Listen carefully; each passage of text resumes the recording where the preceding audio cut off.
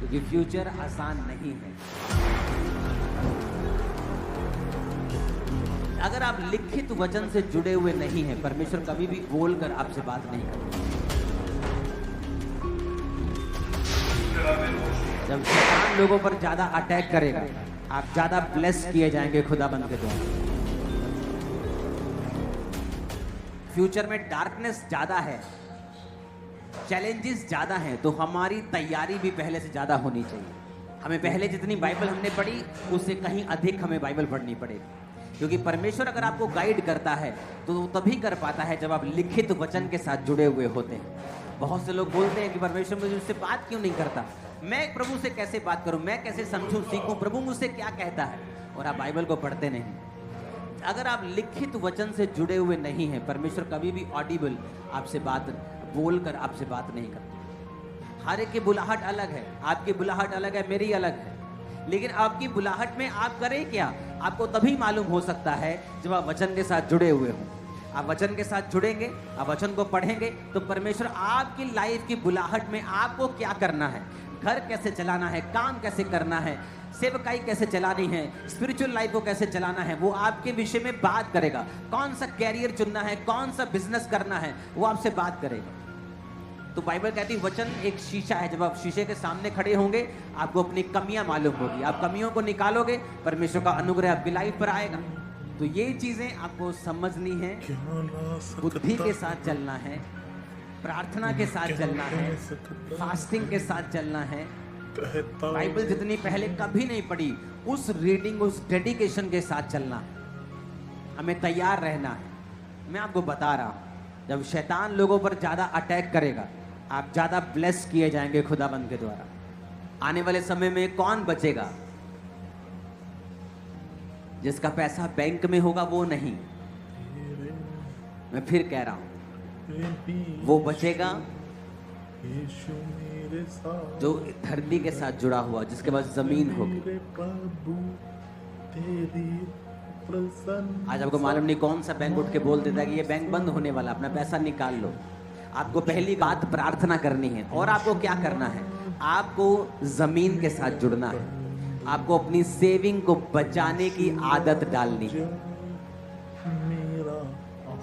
अगर आपके घर में बकरियां रखने की जगह है, बकरियां पालो, भेड़ रखने की जगह भेड़ पालो।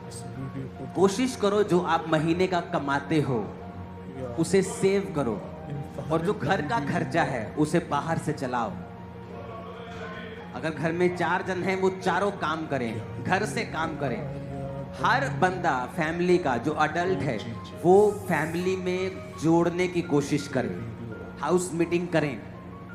आपके बच्चे जो बड़े हैं, कम से कम 12-15 साल, उनके साथ, वाइफ के साथ एक मीटिंग करें, एक टारगेट सेट करें इतनी सेविंग का।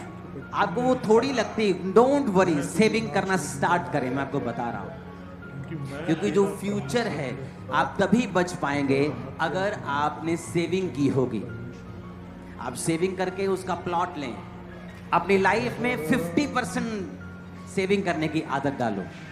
अगर आज आप 5 लाख की गाड़ी लेते हैं, 5 साल के बाद उसकी वैल्यू 1 लाख भी नहीं। आज आप 5 लाख का एक प्रॉपर्टी लेते हैं, 5 साल बाद उसकी वैल्यू 10 लाख से ज़्यादा है। तो आपको क्या चाहिए, कार चाहिए कि प्लॉट चाहिए?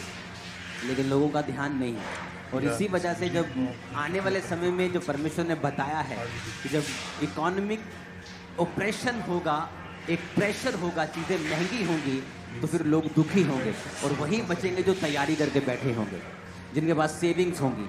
एक घर होगा जो सस्ते में लिया होगा, उसको किराए पे चढ़ा देंगे, खर्चा आना आपको शुरू हो जाएगा। लेकिन अगर आज उसका, आप मैं तो गरीब हूँ, मैं आपको बता रहा हूँ, इस दुनिया के जो सबसे अमीर टॉप 10 अमीर हैं, उन्होंने अपनी जिंदगी की शुरुआत $2 2 पाउंड 5 पाउंड 500 रुपए से की है।